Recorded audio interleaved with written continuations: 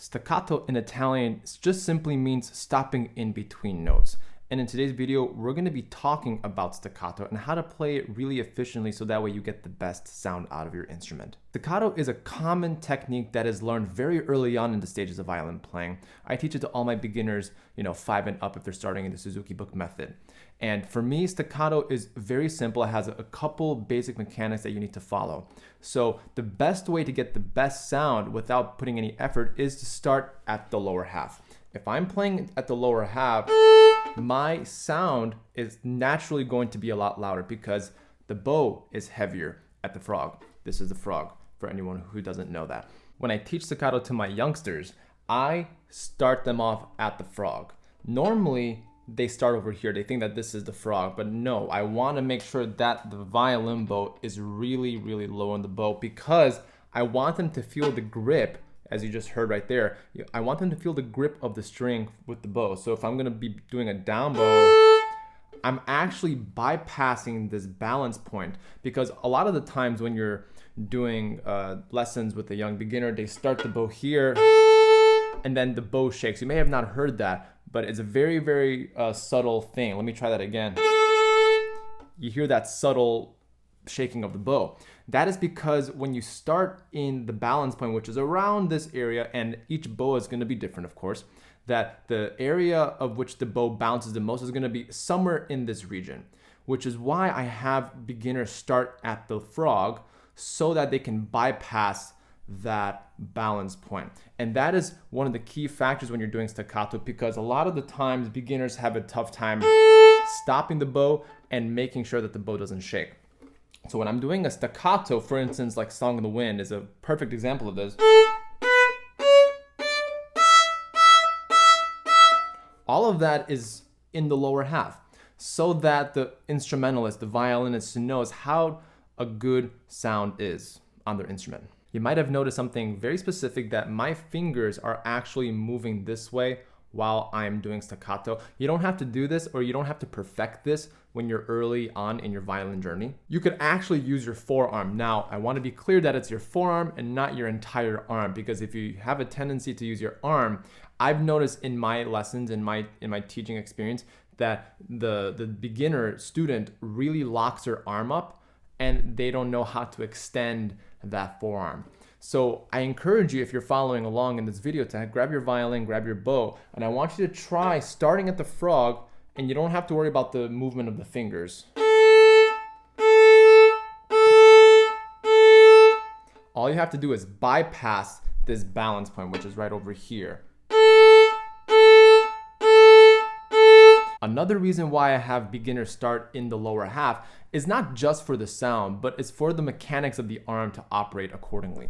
So if I'm going down here at the frog, very often that the violinist will tend to go this way, just in case that the arm does lock in. So that's kind of like I'm kind of like future-proofing the violinist in some way. So if they're not used to expanding that bicep a little bit, then you'll see this a little bit. You see how my bow's kind of going this way. Of course, we don't want to overdo it, right? Because then we'll get a very icy sound, as you just heard already.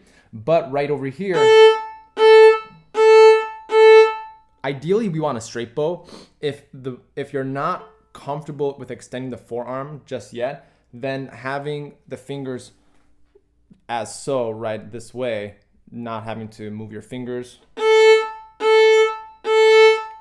you'll get a nice clear sound when you're using that. Once you have figured out a way for you to do the staccato in the lower half, then talk to your teacher about expanding that forearm. And typically it's with the lower part of the bicep that we want to expand a little bit. Not just the forearm, but where the bicep meets the forearm. That's where we want to expand and extend our arm. There are many ways to practice staccato, and what we're gonna do right now is just outline some basic exercises that you can do at home. We've already covered the first one. The first staccato exercise is simply starting at the frog and going into the middle. Going back to the frog, to the middle.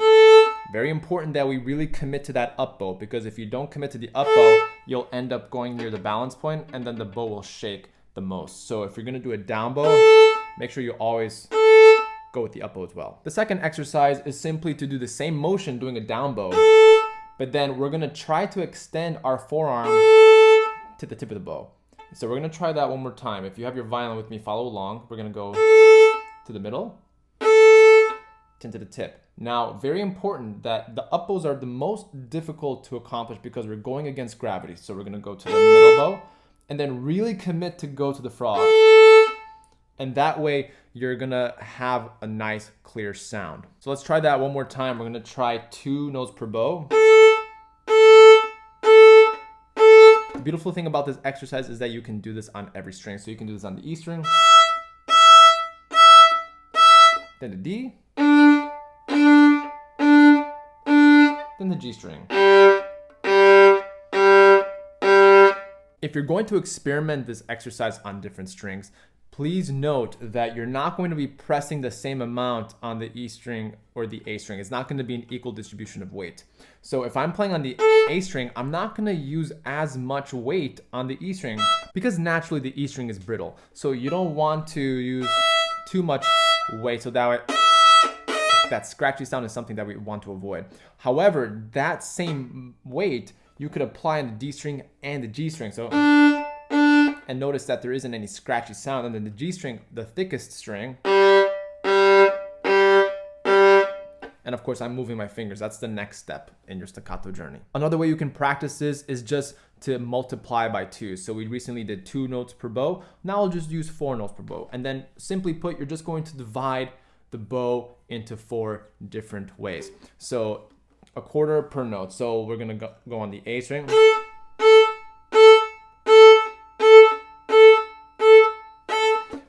Be mindful that you do not want to go from the regular staccato from the frog all the way to the 4 notes per bow. I would recommend going in order. So do 1 note per bow, 2 notes per bow, 4 notes per bow, etc., etc.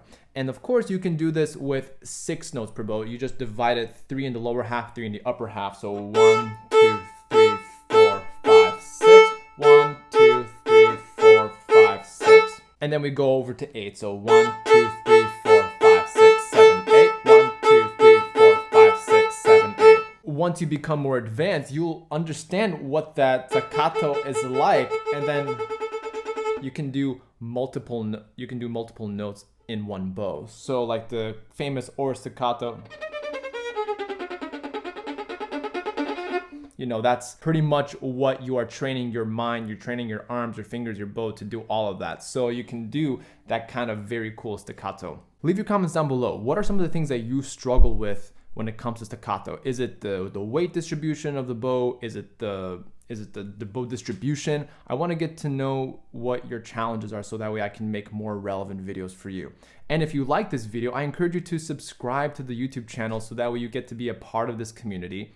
I answer to every single comment on the channel because I want to make sure to help you become a better violinist. And I also encourage you to check out my musician's practice guide, which is a free guide to help you practice at home. It's based on some of my experience as a young student, as a conservatory student, and even as an adult out of school for many years now. It has helped me be more structured in my practice, having played the violin for many years. You can check out the musician's practice guide in the comments section below. Just click on the link and then you will also be redirected there. And again, if you're not a subscriber, please hit the subscribe button, hit the bell notification so that way you get notified for when new videos come out. Also, please be sure to check out my next video for you to take a look at so that way you can become better at playing the violin. Thanks so much, and I'll see you in the next video.